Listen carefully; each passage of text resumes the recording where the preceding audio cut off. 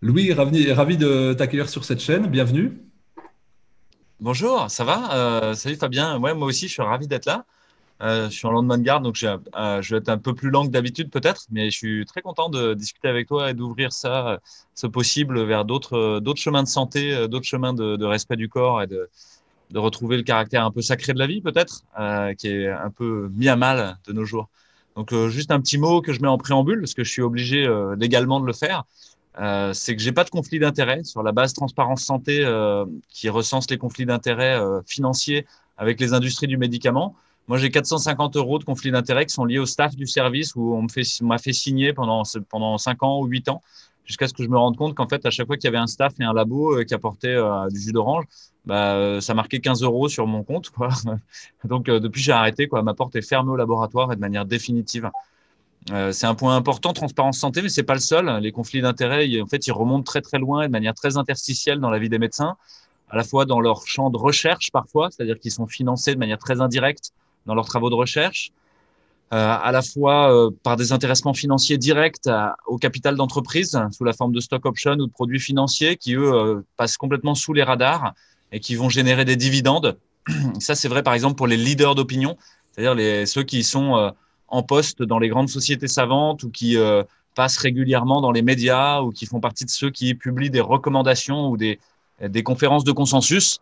Là, il y a un vrai problème de conflit d'intérêts qui parfois n'est pas vraiment palpable par les médecins, on en reparlera, mais voilà. Et ça peut aller très loin, hein. Je vous donne l'exemple de Patrick Ballent en Angleterre, le président du conseil scientifique anglais, qui a 500 000 livres sterling de stock option chez GSK, GlaxoSmithKline, une firme vaccinale qui fait des vaccins, et qui a touché entre 2012 et 2018 5 ou 6 millions de livres sterling de dividendes.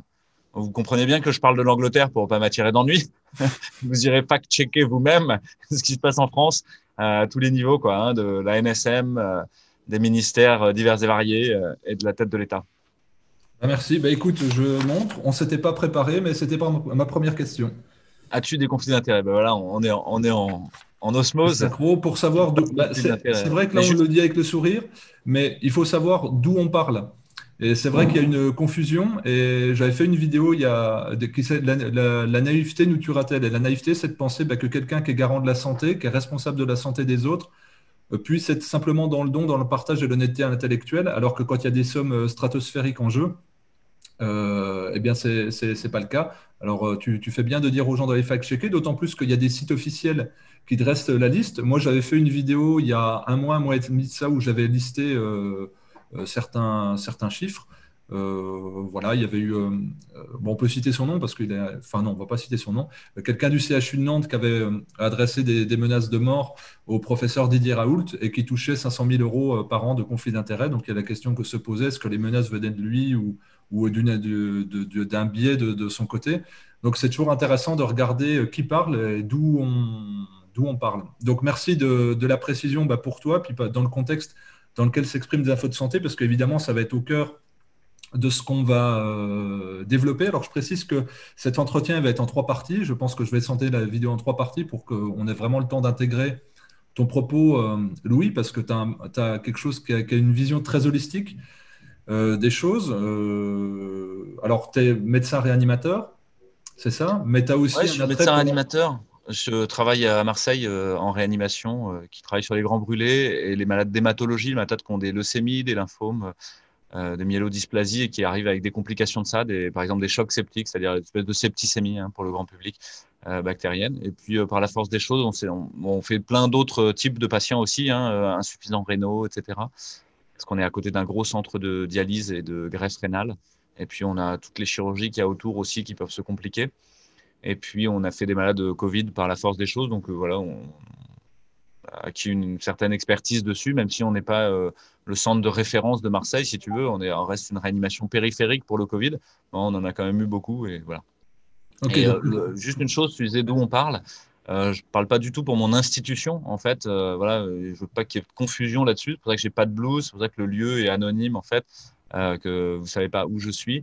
C'est fait exprès, en fait. Hein, je parle pour moi, juste pour moi. C'est ma parole libre, en fait.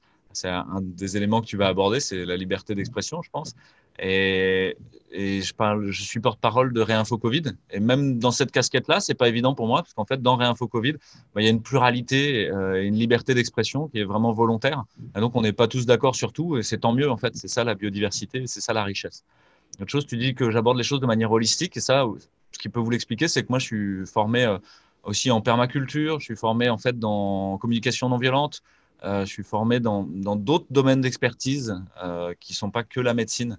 Et donc voilà, dans mon CV, il y a plein de choses. J'ai même été Pikachu géant dans un centre commercial quand j'étais étudiant. Donc voilà, j'ai des C'est vrai, expériences de la il y a vie vraiment une crise dans la médecine, hein. C'est dur, hein. assez diverses et variées. Ouais. Bah, super, bah, c'est aussi pour ça que moi je suis vraiment très heureux parce que justement c'est ce discours large, je pense, dont on a besoin, et cette approche globale. Alors j'allais te lancer justement sur le fait de d'où tu parles, donc de dire que c'est bien ton propos qui est engagé, pas celui d'une équipe ou d'un consortium de personnes. Et puis également le fait de dire c'est important, t'es pas quelqu'un de bureau, tu as les mains dans le cambouis tous les jours, là tu sors de garde, t'es un peu exténué, et puis c'est de l'intensité, c'est du vrai travail au contact de la vie et de la mort, donc ça on en reviendra plus tard. Donc merci pour la précision. Il y a aussi cette notion d'anthropologie chez toi, donc cet attrait de comprendre le vivant au sens large, les aspects systémiques. Moi, ça me parle beaucoup parce que j'y fais beaucoup référence dans mes cours ou dans les vidéos, de dire qu'il faut déjà comprendre un contexte avant de comprendre un humain qui évolue dans ce contexte. Alors, ben, le contexte particulier en France, c'est cette semaine, c'est des atteintes nettes aux différentes formes de liberté. Donc, je voudrais qu'on en détaille trois ensemble. Alors, la liberté d'informer pour les journalistes, ou même pour nous, la liberté de s'informer pour le grand public, ou même pour nous en tant que relais, et puis la liberté de prescrire aussi pour les médecins, parce on va dire ces trois libertés qui se sont vues largement effritées sur les derniers mois. Alors, je voudrais revenir sur quelques points pour être sûr que le public soit en phase. Donc cette semaine, le ministre de l'Intérieur Darmanin a demandé aux journalistes d'être accrédités par les préfectures pour avoir le droit de couvrir un événement, donc sous-entendu les manifestations. Éric Dupond-Moretti, donc le ministre de la Justice, veut modifier la loi de 1881 pour éliminer certains aspects de ce qui serait, selon lui, le mauvais journalisme. Donc là, il y a une atteinte au droit de la presse. Et tout ça rentre dans le cadre de la loi sécurité globale qui veut encadrer encore plus la manière d'informer les citoyens, toujours dans le but de les protéger d'informations qui seraient néfastes. Et dans ce cadre-là, il y a eu des manifestations, et dans les manifestations, il y a eu des images assez choquantes et des images qui n'ont pas pu être tournées parce que justement, il y a dans cette loi sécurité globale, il est inscrit le fait d'interdire de filmer les forces de l'ordre. Et c'est consécutif aussi à des lois, enfin des décrets qui étaient passés pendant l'été où il était impossible à des observateurs extérieurs, donc de membres d'ONG ou de reporters indépendants, de couvrir les manifestations et c'était possible qu'ils soient emprisonnés. Donc là, on a vu des journalistes de terrain qui ont été frappés, interpellés, gazés devant l'Assemblée nationale. Donc évidemment, ce sont des faits qui ne sont pas anecdotiques. Je pense que si ça se passait dans un autre pays que la France, ça ferait la couverture des unes, mais en tout cas, ça dénote une difficulté pour l'information de circuler. Alors, on va voir de qui à qui, de où à où. Donc, ce sont des mots évidemment qui sont assez durs. Là, on atteint au droit d'informer, au droit de contester, puis d'apporter une autre info. Toi, tu diriges Réinfo Covid, donc de cette volonté de réinformer, il y a une volonté d'amener un contrepoids à une information dite officielle ou officiellement transmise. Toi, avec ta vision d'anthropologue, mais aussi ta vision in situ de médecin, comment tu perçois cette ambiance-là? Merci de partager ça, parce qu'en fait, tu déplies d'emblée la crise Covid vers un de ces éléments centraux, vers un autre centre. On parle du centre de l'épidémie, on vous met le nez sur les courbes, etc. On vous maintient en fait la tête plaquée, le nez dans le guidon avec un microscope pour essayer de regarder la réalité, en regardant est-ce que le virus il est comme ci, il est comme ça. Et puis en fait là, tu nous aides à regarder de manière plus ample ce qui est en train de se passer. Alors juste, je précise, je dirige pas du tout Réinfo Covid. En fait, je suis le porte-parole et il y a plein de gens qui travaillent. Et on essaye d'être dans une constellation de gouvernance plutôt partagée, c'est-à-dire pas horizontale.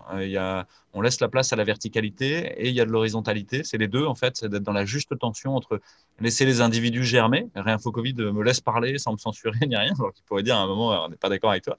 Et puis, de l'autre côté, Réinfo Covid est très horizontal. Donc, on essaye vraiment d'être dans cette juste tension entre l'individu et le collectif. Comment le collectif se nourrit de la force des individus et comment les individus ont besoin du collectif pour être en sécurité et trouver la force justement de s'individuer. Je reviens sur ce que tu dis sur la liberté d'expression, mais c'est pas complètement nouveau en fait. C'est pas lié que au Covid. Ça fait des années qu'en fait il y a une monopolisation de la parole dans la sphère médiatique, avec petit à petit une espèce de mise en phase progressive. Ceux qui ont un tout petit peu de mémoire à la télévision se souviennent que d'année en année, en fait, le journal de 20 heures est devenu un copier-coller du journal de 20 heures américain. Vous avez une femme, un homme qui se répondent, une mise en scène très rythmée, où vous passez d'un truc à un autre, où alors qu'on prétend vous informer, on vous met dans la confusion de manière systématique. C'est-à-dire que les événements sont couverts de manière complètement parcellaire. Et un des éléments clés pour qu'il y ait plus qu'une seule vérité, c'est de faire taire les autres vérités. S'il y a des gens contestataires qui commencent à parler, il faut pas qu'ils puissent l'ouvrir parce que sinon, les gens pourraient commencer à avoir un doute. Et donc, effectivement, actuellement, on fait taire tous ceux qui auraient une narration différente sur le réel de la narration gouvernementale et médiatique. Pour moi, c'est inquiétant, mais un des enjeux de Réinfo Covid, c'est de sortir de la peur et de ne pas être dans l'inquiétude. Donc, je n'ai pas envie d'avoir une rhétorique ou une sémantique qui fait peur aux gens. Je pense qu'il faut juste regarder en face quelque chose qui était déjà là et qui est dévoilé là et qui arrive à un point d'orgue, une sorte d'apothéose. Oui, On est au il y a plus, une quoi. amplification. Ouais, une amplification. C'est juste que là, on est vraiment dans un régime qui est en cours de déferlement totalitaire, en fait. Quand on explique que quelqu'un qui pense pas comme il faut, c'est déjà un pas vers le terrorisme, ça y est, en fait, vous y êtes, quoi. Vous êtes dans la criminalisation, la psychiatrisation, souvent aussi, hein, des opposants.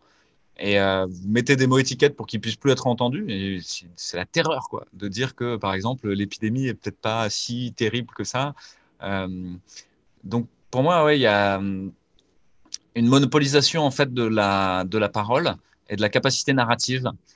En fait, ça pourrait aller dans deux premiers champs d'intégration que vous pourriez comprendre. C'est vous avez plus d'intelligibilité sur le réel. C'est-à-dire qu'on vous a enlevé la capacité d'être au contact de la réalité. On a mis en place une intermédiation systématique. Vous ne pouvez plus avoir une interaction directe. La preuve en est, vous êtes confiné chez vous, vous ne savez pas ce qui se passe. Et par contre, on vous catapulte en permanence par une puissance de publication très forte qui est celle du média de masse. Alors, c'était la télé avant, mais maintenant, c'est par le biais des réseaux sociaux, c'est par le biais de Twitter, c'est par le biais de Facebook, c'est par le biais d'Instagram, c'est par le biais de toutes les notifications que vous recevez sur vos différents abonnements et fils d'abonnement par défaut sur votre téléphone. C'est intermédié par le fait que chaque fois que vous parlez à côté de votre téléphone, il enregistre, il interprète et il stocke les datas que vous faites. Hein. Vous savez que quand vous parlez à côté de votre Google Phone ou je sais pas quoi, il va réagir, quoi. Les gens s'en rendent pas compte, mais en fait, si, il passe son temps à vous écouter et à vous fournir de la data qui serait adaptée. Ça, c'est très bien expliqué par quelqu'un qui s'appelle Éric Sadin. Éric Sadin, il écrit un triptyque, en fait, sur progressivement la mise en nombre du monde et l'utilisation de cette mise en nombre du monde, de la duplication numérique du monde, l'utilisation par des majors de la data, c'est-à-dire des entreprises qui sont capables d'aller stocker la data et de l'indexer et de ensuite la mettre en corrélation comme ils veulent et de revendre la data à d'autres gens. Ces entreprises, c'est Google, c'est Facebook, c'est Amazon en fait, c'est les géants de la Silicon Valley qui sont capables qui ont mis en place un système de duplication numérique du monde. J'entends par là la capture de l'information à tous les instants. L'exemple clé, c'est votre iPhone en fait ou votre téléphone numérique qui va en permanence enregistrer votre température, votre position géographique, votre vitesse, votre hygrométrie, les mots que vous dites, etc. Et qui va en fait stocker dans des bases de données, dans une espèce de case, quoi, va stocker le réel mis en nombre. Et à partir du moment où vous stockez le réel mis en nombre, il y a quelque chose d'un peu étonnant qui se passe. Comme vous avez, et plus vous avez d'informations et plus vous l'avez dupliqué, plus vous êtes capable d'avoir une espèce de photographie assez réaliste à un instant T du monde. Et si vous avez cette photo réaliste à un instant T du monde, vous êtes capable de dire à T plus 1 comment il va être. Et ça, c'est Waze, quoi. Waze, il est capable de dire mieux que vous par où vous devez passer sur l'autoroute. Et il va vous le dire. Et le problème, c'est quoi? C'est que ces mêmes gens-là qui ont fait cette photographie numérique du monde et qui prétendent par l'interprétation algorithmique de ce big data vous dire comment va être le monde à T plus 1. En fait, ils ont un pouvoir prescriptif sur le monde. Ça veut dire ils vont dire le monde, il va être comme ça. Waze vous dit par où vous devez passer. Si Waze vous dit à tous le même endroit, il va créer de l'embouteillage. Parce qu'il d'un coup, il peut faire quelque chose comme ça, quoi. Donc Waze probablement va adapter sa prescription à votre profil utilisateur, à votre abonnement, à votre forfait. Si vous avez dans le forfait premium, là, il va vous donner le chemin le plus court parce que voilà, il sait que vous êtes un start-upper qui est pressé. Si vous êtes un jeune qui part en week-end avec ses potes, il va vous donner un chemin un peu plus long, parce qu'il sait que de toute manière, vous vous en foutez, vous devez aller chercher Georges et Jean et Nadine, vous n'êtes pas un quart d'heure près, quoi. Donc, ça veut dire qu'on a donné une puissance à ce monde-là, à ce monde médiatique, on va dire, et au sens propre de média, hein, c'est sert d'interface de compréhension du monde. On lui a donné une puissance beaucoup trop importante. Et il va définir comment on doit penser et comment on doit agir même. Et ça va pas, parce que vous avez mis dans les mains de l'artefact votre capacité à comprendre la réalité, votre capacité à interagir avec la réalité. Ça a été très bien compris par les gens qui veulent du pouvoir. Et les gens qui veulent du pouvoir, c'est toujours les mêmes. Le pouvoir et l'argent ont toujours drainé les pervers, paranoïaques. C'est pas nouveau. Les gens normaux, ils aspirent pas à une masse de pognon et à une masse de pouvoir. Ils ont un peu de pognon et un peu de pouvoir et ça leur suffit, en fait. Ils sont contents comme ça. Donc, les multinationales, c'est les systèmes les plus paranoïaques et les plus pervers. Pourquoi ils sont devenus des multinationales? Parce qu'elles sont en prédation maximale sur le monde. Si elles n'étaient pas comme ça, elles seraient restées le boucher du coin ou le livreur de pizza, quoi, qui lui est très heureux comme ça. Et ça lui va, il n'a pas besoin de devenir une multinationale. Donc, je reviens sur le bout du truc, c'est la liberté d'expression, en fait. Au bout d'un moment, il y a la mise en place d'un monopole dans la capacité narrative et dans la capacité d'intelligibilité. Mais ce monopole, c'est vous et c'est moi qui l'avons laissé s'installer. C'est pas la faute de quelqu'un d'autre. C'est nous qui avons décidé que, par exemple, on n'apprendrait plus les numéros de téléphone par cœur de nos copains, qu'ils seraient stockés dans le truc. Alors, on nous a proposé un service. C'est pareil, c'est nous qui avons décidé que on devait être au courant de s'il y avait eu un attentat à Singapour, s'il y avait un tremblement de terre en Birmanie, etc., mais qu'on ne sait pas ce qui se passe pour notre voisin. Donc, on a décidé de déplacer notre bulle de compréhension du monde vers une espèce de bulle gigantesque où, en fait, on peut rien comprendre, quoi. Où, de toute manière, on est perdu. Et donc, on a dit, OK, je vais accepter d'avoir des guides là-dedans. Ces guides, ça va être les médias mainstream, quoi, on va dire. C'est eux qui vont me dire ce que je dois penser, comment je dois m'habiller, etc. Et c'est même eux qui me disent comment je dois m'individuer. On en reparlera à la fin, mais aujourd'hui, les gens, ils réagissent à je suis Charlie, je suis machin, je suis truc, et ils mettent un drapeau sur les épaules, et ils ont l'impression que ça, c'est eux, quoi. Mais c'est pas eux, c'est un drapeau qu'ils ont mis sur les épaules, qu'on leur a mis sur les épaules. Et s'ils l'enlèvent, en fait, ils découvrent surpris qu'il n'y a rien. Ils sont dans un vide spirituel très profond. Je suis peut-être déjà parti un petit peu loin, Fabien. On raccrochera le wagon à la fin, mais c'est intéressant parce que ce qui est, ça explique aussi ton cheminement intellectuel et personnel à travers tout ce que tu développes sur Réinfo Covid ou même là dans cette interview, et ça permet de faire de la cohérence. Que justement, c'est aujourd'hui, on est moins dans la subtilité et dans l'humain que dans les chiffres. Et tu parlais d'aspects prédictifs. En fait, toute la crise a été gérée par des aspects prédictifs très aléatoires. On nous promettait 500 000 morts à la première vague, hein. On est d'accord, on reviendra sur une notion de vague plus tard, en deuxième partie, ou troisième. Et là, le second confinement, je dis second pour pas dire deuxième, volontairement, le second confinement, il a été sous l'aspect prédictif de 400 000 morts s'il n'y avait pas de ce confinement et ces mesures sanitaires. Or, quand on regarde les chiffres, c'est vraiment, parce que là, on est dans un monde de statistiques et de prédictions, c'est ça qui guide, hein, on n'est plus dans le bon sens et dans l'humain. On ne parle plus vraiment de mal-être lié au confinement, c'est mort, pas mort, positif, pas positif. C'est très, très binaire. Or, si on regarde le taux de létalité du Covid, et puis si on l'applique aux 400 000 morts, ça veut dire qu'en France, il y aurait 80 millions d'habitants. Si tout le monde est affecté par le Covid, et si on applique le taux de létalité, donc il y a soit une erreur de la part du gouvernement, ça arrive, mais sur quelque chose comme ça peut être aussi, tiens, pourquoi pas on pourrait peut-être le dire, osons le mot, une fake news, puisque il y a un problème. Et donc, on est dans l'aspect prédictif des choses, et c'est les chiffres, les statistiques, les courbes, et la prédiction qui détermine en fait l'humain, et on déshumanise l'individu en le renvoyant à un chiffre. Et c'est ça, à mon avis, qui est intéressant, puisque derrière, on va être une mesure, une évaluation et un élément d'algorithme. Alors moi, ça me parle parce que j'ai une formation de développeur informatique et je dis souvent, pour comprendre un système, il y a des algorithmes qui fonctionnent. Et donc là, on voit que c'est un algorithme de données numériques où la prise en compte du facteur humain n'est pas évaluée. Alors là, je voudrais qu'on se centre sur les pressions qu'ont pu exercer ou qu'exerce peut-être encore l'ordre des médecins, parce que là, on va parler évidemment de liberté de prescrire, on a parlé de la liberté d'informer de la part des journalistes indépendants ou même des journalistes, parce que clairement, si on a reproché à certains journalistes de traiter certains sujets, on leur a dit, vous avez parlé de ça, donc potentiellement, vous pouvez semer le trouble dans la société.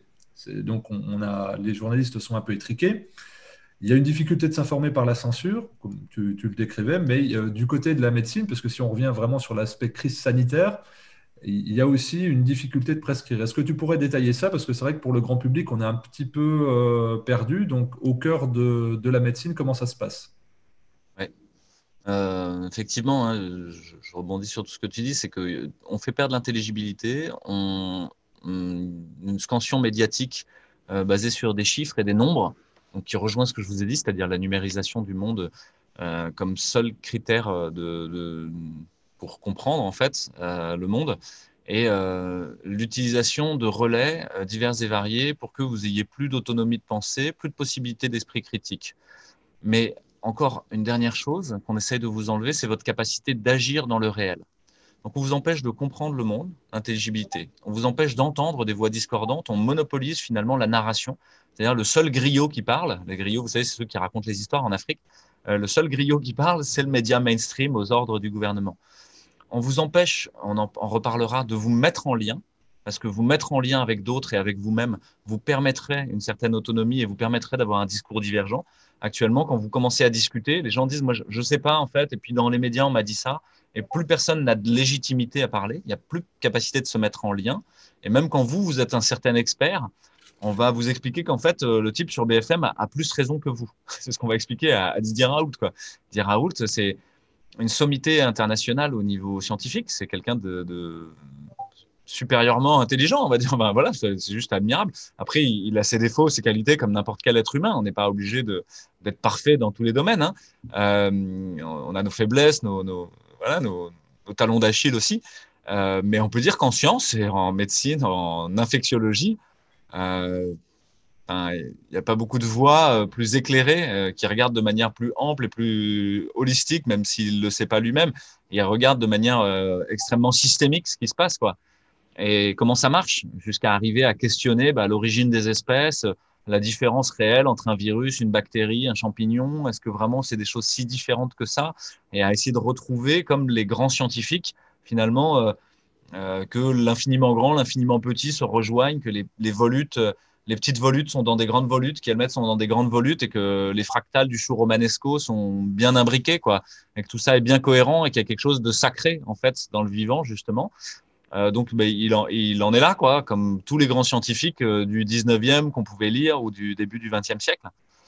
Donc, effectivement, il détonne dans un paysage scientifique complètement asséché de gens qui sont là juste pour faire leur épreuve de titre, ou pour avoir un petit peu plus de pouvoir, ou pour avoir un petit peu plus d'influence, ou pour avoir un CV un petit peu plus rempli, et qui en fait n'ont pas de vrai questionnement sur la vie, sur la science et sur comment marche la santé, sur la relation. Donc il y a beaucoup de professeurs actuellement qui n'ont pas de questionnement en fait. Ils ont juste été dans une brèche du savoir, à un endroit où ils pouvaient faire toujours un petit peu plus de la même chose, avec les mêmes techniques, sans jamais évoluer, mais ça leur permettait d'avoir les points qu'il faut pour devenir professeur, et puis pour voilà, voir les galons sans jamais assumer les responsabilités derrière, quoi. Et ça tombe bien puisque c'était le but du système de santé, c'était de mettre en place des gens qui étaient parfaitement dociles et parfaitement pas gênants. et qui n'allait pas critiquer l'industrialisation du système de santé. Donc, on va y revenir sur l'industrialisation du système de santé, je vais vous en reparler. Mais je reviens sur l'ordre des médecins. Alors, c'est compliqué pour moi en public de parler de l'ordre des médecins, parce que clairement, dans le code de déontologie, il y a un peu cette idée qu'on ne doit pas toucher à ça et qu'on ne doit pas en parler, parce qu'on est vite Oui, soumis d'ailleurs, à Didier Raoult a été, on va dire, inculpé pour effraction au code de fraternité, de cofraternité, c'est ça? Ouais, ouais, c'est ça, ouais. Et pour plusieurs motifs, dont un qui est charlatanisme, ça laisse absolument rêveur, quoi. Les mecs qui ont fait ça devraient rougir de honte, parce que, enfin, s'il y a bien une personne qui bosse, une personne qui a publié ses datas, une personne qui a soigné les gens, une personne qui a publié, qui fait de la recherche sur le Covid, par exemple, ben, c'est bien l'IHU et c'est bien Didier Raoult, quoi. Je veux dire, si vous allez là-bas, je pense que les gens réalisent pas complètement, en fait, ce qui se passe là-bas. L'IHU, c'est Minas Tirith dans Le Seigneur des Anneaux, hein. C'est la citadelle blanche, quoi. Et Didier Raoult, c'est Gandalf, hein. Vous vous trompez pas, hein. C'est ça la réalité. La réalité, c'est que là-bas, il y a 35 séquenceurs qui tournent H24 pour séquencer du génome. C'est qu'ils ont mis en évidence plus de 2500 souches de virus. Il y a des gens encore à Paris, ils pensent qu'on n'a pas trouvé le virus, qu'il n'existe pas ou qu'on ne sait pas. Mais attendez, à Marseille, on l'a cultivé sur cellules, plus de 2500 souches qui ont été séquencées, qui ont été mises sur GenBank sur Internet, qui ont été blastées pour essayer de trouver quelles étaient les zones qui se répétaient, etc. Enfin, donc, il y a des gens, ils comprennent même pas en fait ce qui se passe ici, quoi, au niveau scientifique, au niveau technique, alors que c'est absolument faramineux en fait. Et que je vous dis, hein, s'il y a une équipe qui a bossé, c'est bien celle-là, quoi, dans toute l'Europe.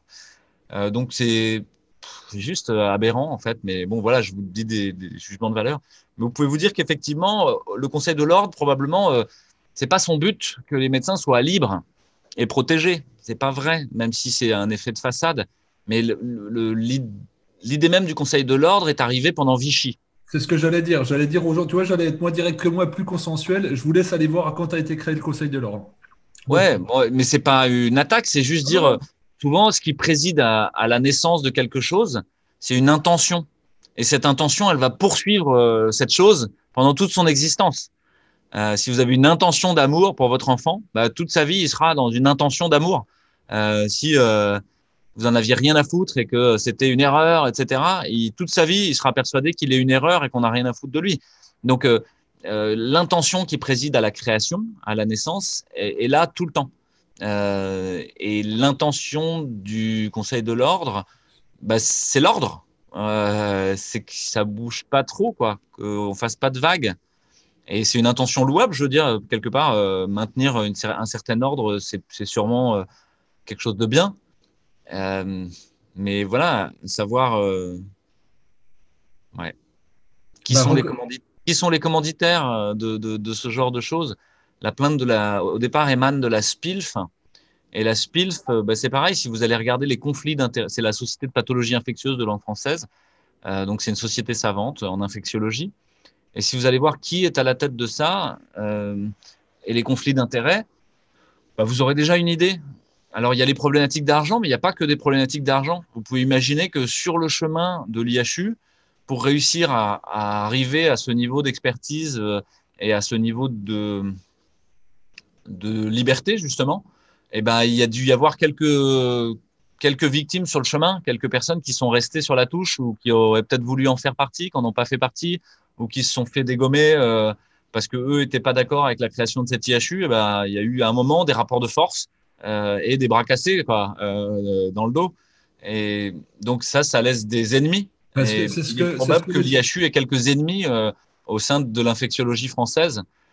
Mais ça, c'est pour des histoires d'ego, si vous voulez. C'est dommage quoi, qu'on n'arrive pas à faire la paix. bah, c'est ce que laissait entendre Didier Raoult avant-hier. D'ailleurs, il a porté plainte contre le numéro 2 de l'ordre de la région PACA, si je ne dis pas de bêtises. Il laissait entendre que c'était plus quelque chose qui était de l'ordre de l'ego que du domaine scientifique. Et il essaye de remettre un peu les choses en place pour lui, Ouais, hein. ouais. Évidemment, Alors, on ne parle pas en son nom, mais là, c'est factuel puisque ça a été relayé dans les médias.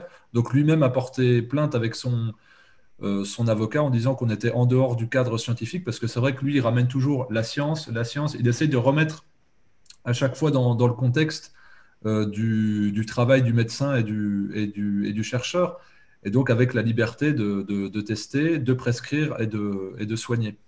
Ouais, mais je reviens sur ce que je te disais tout à l'heure, c'est-à-dire que pour Réinfo Covid, il y a cette idée de l'individu qui doit pouvoir germer, mais aussi d'un nous qui fait sens. Et effectivement, je pense que l'ordre des médecins, et je peux pas parler pour eux, mais je pense cherche à avoir un nous qui fait sens. Et que pour faire ça, il devrait y avoir une espèce de répression des individus qui diraient autre chose. Je pense que c'est une erreur conceptuelle en fait, mais que ça part d'une intention qui est juste. L'intention de regrouper, de mettre ensemble des gens, de faire qu'ils soient unis, c'est très bien. Après, le risque de ça, c'est de vouloir, de manière paranoïaque, imposer à tout le monde comment on doit penser parce qu'on pense que c'est ça qui unit les gens. La réalité, c'est qu'un groupe est uni pas parce que les gens sont tous pareils, bien au contraire. Si les gens sont tous pareils, il y a un individualisme qui se met en place et il y a une incapacité à voir la beauté de l'autre et à même à voir sa beauté propre. Et ça aboutit plutôt à la guerre de chacun contre chacun et à la destruction du nous. Donc il y a besoin, pour que le nous aille bien, que les gens soient individués, qu'on ait des gens différents, mais qu'on trouve quels sont les points qui les unissent. C'est un des gros enjeux autour de ce qui nous arrive aujourd'hui. Ce que je viens de dire pour l'ordre des médecins et pour Didier Raoult, c'est vrai pour notre société dans son ensemble. C'est qu'actuellement, on essaie de faire une société de zombies dans un totalitarisme technophile et sanitaire, version Khmer blanc, en reprenant les paroles de Foucault sur le biopouvoir, quoi. En gros, le biopouvoir a pris toute la place et on va vous expliquer comment vous devez vivre, qu'est-ce que vous devez manger, comment vous devez vous soigner, etc. Et tous les autres sont exclus définitivement. Je pense que ça part d'une intention juste d'essayer de structurer un nous, mais qu'en fait, la méthode est une errance et qu'elle a toujours été une errance. En fait, ça revient de manière cyclique dans l'histoire de l'humanité que quand justement les liens commencent à se distendre, eh ben, il y a de manière brutale une tentative de réprimer ceux qui sont marginaux. Oui, Alors qu'en puis fait, ceux qui sont marginaux, ils aident à comprendre qu'est-ce qui nous relie. C'est les personnalités un peu borderline du système. Elles nous aident à mieux définir la raison d'être. Un révolté, un résistant, il va aider les gens à savoir qu'est-ce qui les unit. Un marginal, il va ouvrir d'autres chemins de possibles qui vont peut-être inspirer le groupe pour dire ah mais ça nous intéresse ou au contraire ça nous intéresse pas. Donc il faudrait voir ça plutôt comme une ressource et se dire bah Didier Raoult, c'est sûr qu'il est marginal en fait dans le paysage des professeurs français. Mais peut-être qu'il devrait. Et ce qui est insupportable, c'est que sa marginalité, elle dit quelque chose de la médiocrité des autres et de leur lâcheté, de leur petit confort bourgeois dans lequel ils se sont laissés aller en fait depuis des années et qui ne défend pas la santé, mais qui défend l'industrie du médicament, l'industrie du vaccin, le consensualisme outré à chaque fois que quelqu'un dirait autre chose. Ben non, en tout cas dans ma vision à moi, le professeur Raoult, il défend au contraire justement l'individuation, l'héroïsme, la volonté du bien commun par-dessus toute autre considération. Et donc dans l'histoire du Covid, c'est un héros parce qu'il a décidé en dépit de ce que demandait le gouvernement, en dépit de ce que voulait faire la NSM, en dépit de ce que voulait l'ordre des médecins, en dépit de tous les autres, il a dit moi ce qui compte c'est de soigner les gens. Et il l'a fait. oui, Il y a beaucoup de gens qui auraient juste il a joint la parole aux actes, ouais. ouais, exactement. Et ça rejoint ce que je viens de vous dire, c'est on a perdu la capacité à comprendre le réel, on nous l'a enlevé et on a accepté qu'on nous l'enlève. On a perdu la capacité à raconter une histoire sur le réel qui fasse un sens symbolique, donc la narration. Et on l'a laissé dans les mains de gens qui nous ont explosé en paillettes, les médias. On a perdu la capacité de se mettre en lien et on a perdu la capacité à agir dans le réel. Vous êtes en permanence face à un mur d'impuissance, comme s'il y avait un mur de verre entre vous et le réel. C'est plus facile aujourd'hui de faire une conférence Zoom ou une chaîne YouTube que d'aller changer vraiment quelque chose à la réalité. C'est hyper douloureux, en fait, parce que l'humain, il a besoin de travailler les mains dans le réel. C'est un des trucs très profonds de l'humain qui a fait qu'il a fait l'industrie, qu'il est devenu fou aussi. Hein. Mais c'est qu'on n'est jamais aussi joyeux que quand on prend de la matière, qu'on la transforme et qu'on lui donne une forme, en fait. C'est là qu'on est en interaction avec le monde, soit en interaction avec le monde. On est toujours dans cette notion-là hein, d'individuation et de faire partie de quelque chose en même temps. Et ben là, le système tel qu'il est fait, il est fait pour vous rendre une espèce de super user d'outils qu'on a fait pour vous, que ce soit votre outil numérique, votre outil internet, votre maison connectée avec de la domotique de partout, claquée dans les doigts. Vous dites Google apporte-moi un verre d'eau, Google fais-moi les courses, etc. Mais en fait, c'est une illusion. L'humain, il n'est pas du tout fait pour ça. Il est fait pour, au contraire, fabriquer ses outils et être en interaction directe avec la matière. Il n'a pas envie, il n'a pas besoin qu'on lui donne des outils tout prêts où la finalité, la seule rationalité derrière, c'est celle du confort. En fait, on n'est pas fait pour être confortable. La vie, c'est pas confortable.